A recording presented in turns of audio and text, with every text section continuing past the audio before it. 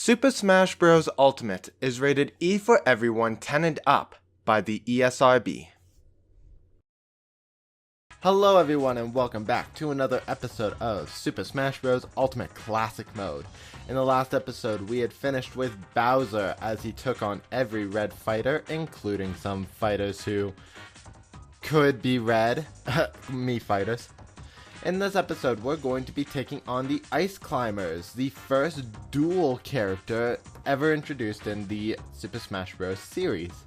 I am Kyle of Dyrezz Studios, and we're going to get straight to it.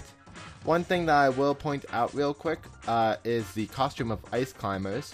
They've designed it so that 4 colors have you playing as Popo, the male Ice Climber, and then they have 4 costumes where you play as Nana, the female Ice Climber.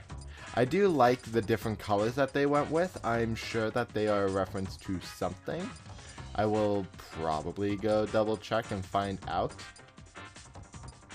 Eventually. Maybe not. There are some series where you can find that information for sure. So maybe I'll just have you reference that for now. Anyways, I'm going to be correcting something. For the past few episodes, I was playing with the name of one of my managers. It's hilarious because I took my game to a games night with work, and it took me up until the last episode. Not even the last episode. I believe I saw during my Peach editing that I was not playing as player 1 or even my name, which is way down here. I was playing as the name of my manager, who we wrecked. I mean, he's very good. He did win a few battles. But when you lose, you lose. Anyways, that's a whole different story. We're now actually going to jump into the actual game of Ice Climbers. I didn't even read what their thing is. We're going to find out in here. We are dealing with duos for days, so we're going to be dealing with teams. What's interesting about the Ice Climbers is that they were the first dual character first introduced to Smash. They are the only characters thus far who actually have 2 characters. Actually, there are other characters that have this feature, and we will eventually get to them. But they are the first character that introduced the idea that you could have 2 fighters. And they do kind of fight independently. Popo, the male Ice Climber, is primarily the one that you play as. And Nana, the female Ice Climber, will follow and attack as you are attacking. It is interesting to program for sure. If Popo, as you play as Popo, is defeated, then Nana will be defeated as well. But if Nana is defeated,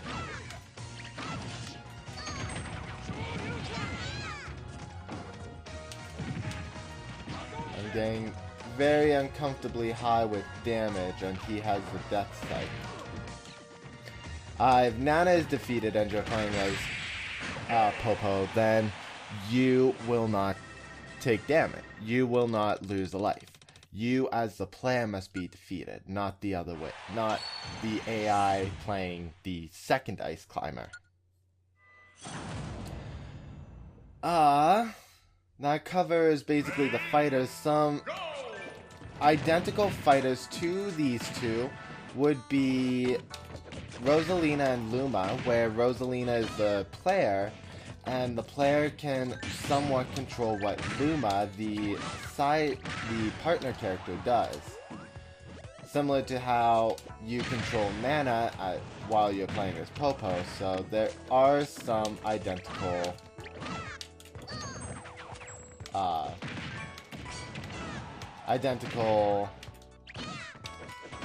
gameplay? Kind of. Another character that functions like this would be Duck Hunt, where you play as... Well, technically you play as 3 characters in Duck Hunt. Even though in, I believe it's the United Kingdom European version, they call it the Duck Hunt Duo. You are actually playing as 3 people. So that's another character that is based off the same concept that Ice Climbers has established.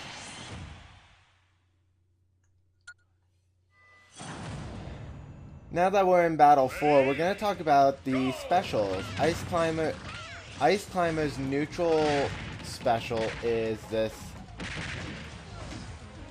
icicle launch. Sorry, this is probably not the stage to be talking about it because of the running water. So we will talk about the attacks in the next stage.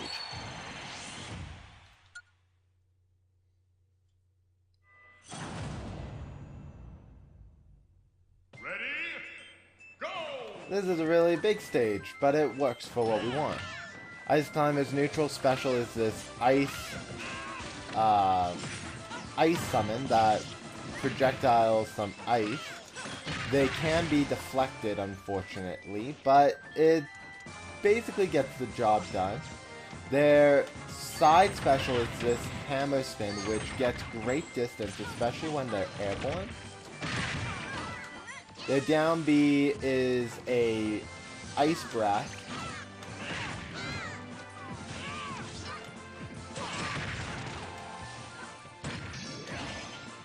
Their final smash is called Iceberg, and what's different between Iceberg and other iterations of Iceberg is that in this version you actually can control where the iceberg is.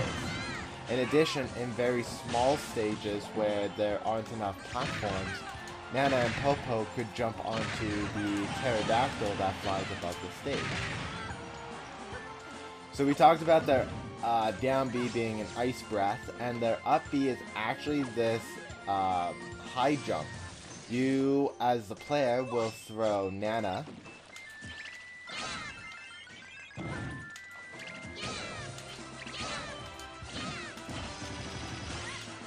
and Nana, in turn, will pull Popo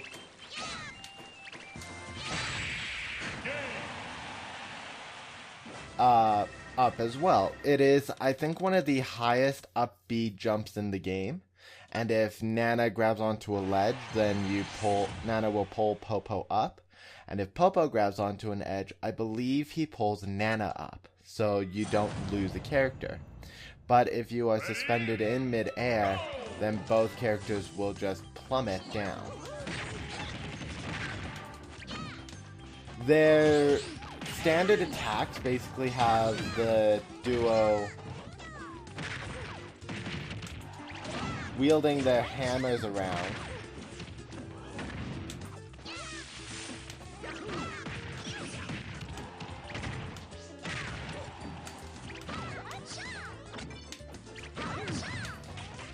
Another thing to note is that Nana and Popo will each individually carry a weapon.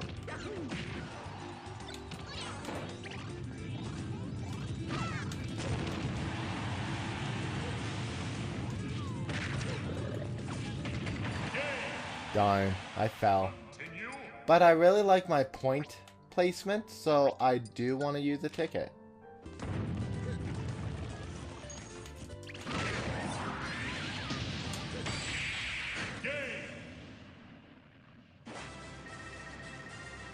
I don't think I'm going to get too high with that victory. I did make it to the 9s, so I'm very happy about that. Hopefully I can do very well in the next battle, because I would love to get another 9.9 victory in this series, aside from Link, my main. I would say that I'm not very good with Ice Climbers, even though, considering how I did, it would look like I'm at least somewhat good.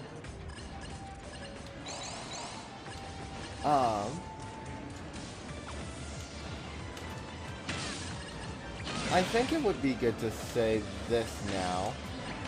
Come on. I think I lost this bonus. Yeah.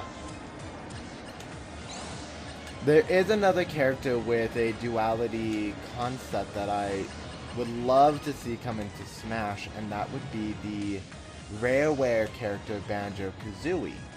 They have that same quality that Rosalina, Duck Hunt, and even Ice Climbers represent, and it would be a great inclusion of an old Nintendo character that could return. He's one of the characters I really hope gets introduced in a batch of incoming DLC fighters. It would make my day. Let's see. I was more trying to avoid every time. Come on.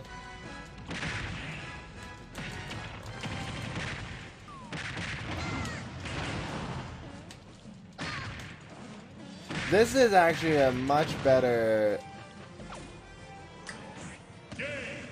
Well, I guess I'm not finishing in the 9s. I was hopeful. This is a better reason for having both Master Hand and Crazy Hand as fighters, because you are actively fighting with two characters. Another battle like this was the Donkey Kong Diddy Kong one, where you as Donkey Kong got Diddy Kong as an ally for the duration of the classic mode. This sort of combo does not happen often.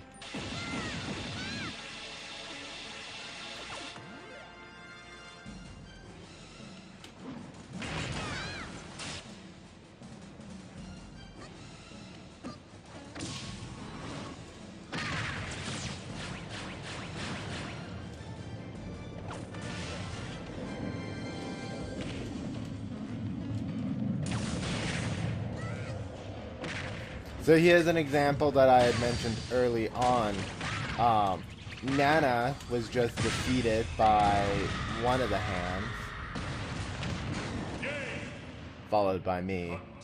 But because I lost Nana, I was down to one fighter, so I do half the amount of attack and damage that I would normally be expected to do as Ice Climbers. Even though Rosalina has Luma, when Luma is defeated, Luma would eventually respawn as a new Luma. Ice Climbers does not have that feature where if Nana is defeated, Popo has to be defeated as well. Anyways, that's this episode already. We're going to see where we end up, which I'm going to say is back up at the 8s, thankfully. I was hoping to get to the 9s, but not every character is going to make it. This is a great example. I did really well with Ice Climbers in battle, but in the end, it just didn't make it. Anyways, guys, that's going to be this episode of Super Smash Bros. Ultimate. If you liked what you saw, please leave a comment in the comment section below, mash that like button, and subscribe if you have not for more Super Smash Bros. Ultimate content. In the next episode, I actually don't remember who I saw on the list. So we're going to continue with the list. It might be Sheik, who I am fairly decent with. I'm still not the best with Sheik. I'm probably better with Zelda. But Sheik is still pretty good. We'll talk about that more in the next episode. I'll see you guys then. Bye.